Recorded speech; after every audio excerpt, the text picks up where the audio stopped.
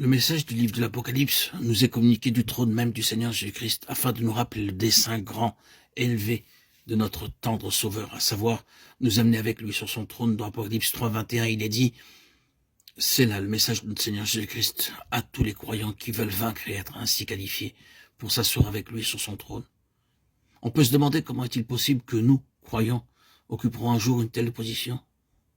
C'est de cette façon que l'ennemi essaie d'empêcher beaucoup d'entre nous de parvenir à cette position que le Seigneur Jésus-Christ nous offre avec tant d'amour. De la même manière, Satan introduit des doutes dans le cœur des pécheurs et les empêche de venir au Seigneur Jésus-Christ. Il leur dit, « Tu es un grand pécheur, comment tes péchés peuvent-ils être pardonnés?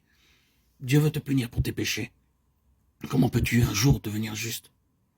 Et de cette façon, beaucoup de personnes sont empêchées d'aller au Seigneur pour leur salut.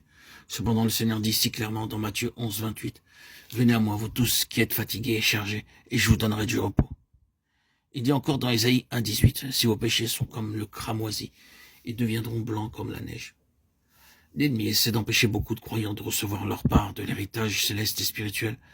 Mais nous pouvons voir à la base de la parole de Dieu de quelle façon le Seigneur a tout pourvu afin de nous amener sur son trône. Exactement de la même façon que la Bible nous dit comment nos péchés, pourtant horribles et terribles, peuvent être pardonnés, ensevelis, oubliés et lavés. Elle nous dit aussi comment nous pouvons parvenir au trône du Seigneur Jésus-Christ.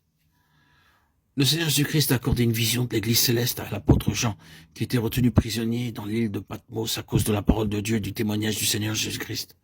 À cette époque, beaucoup de croyants étaient éparpillés, beaucoup étaient emprisonnés, et beaucoup d'autres étaient retournés en arrière et avaient perdu leur premier amour. Et cependant, notre Seigneur a montré qu'il avait pourvu à tout en faveur des croyants pour qu'ils vainquent. Dans le chapitre 4 et 5 de l'Apocalypse, nous avons la vision de la gloire du Seigneur Jésus-Christ dans son Église céleste. Est-ce que nous serons? Nous voyons également le trône magnifique du Seigneur Jésus avec l'aspect d'une pierre de jaspe et de sardoine. Celui qui était assis avait l'aspect d'une pierre de jaspe et de sardoine, Apocalypse 4, 3. Ces deux pierres sont magnifiques, claires, transparentes. Nous pouvons voir à travers du verre. Parfois, nous ne pouvons pas voir très clairement à travers du verre. Mais ces pierres-ci sont tellement transparentes que nous pouvons voir tout clairement à travers elles. Les pierres de jaspe et de sardoine représentent la pureté et la perfection du Seigneur, Jésus-Christ. Nous voyons autour du trône 24 vierges portant des couronnes d'or et revêtues de vêtements blancs. La vision représente ici 5 points importants. Premièrement, nous voyons un magnifique arc-en-ciel en forme de cercle environnant le trône du Seigneur Jésus-Christ. Puis, nous voyons 7 lampes ardentes brûlées devant le trône. Nous voyons encore tout autour du trône 4 êtres vivants, remplis de yeux devant et derrière. Le premier être vivant était semblable à un lion, le second à un veau.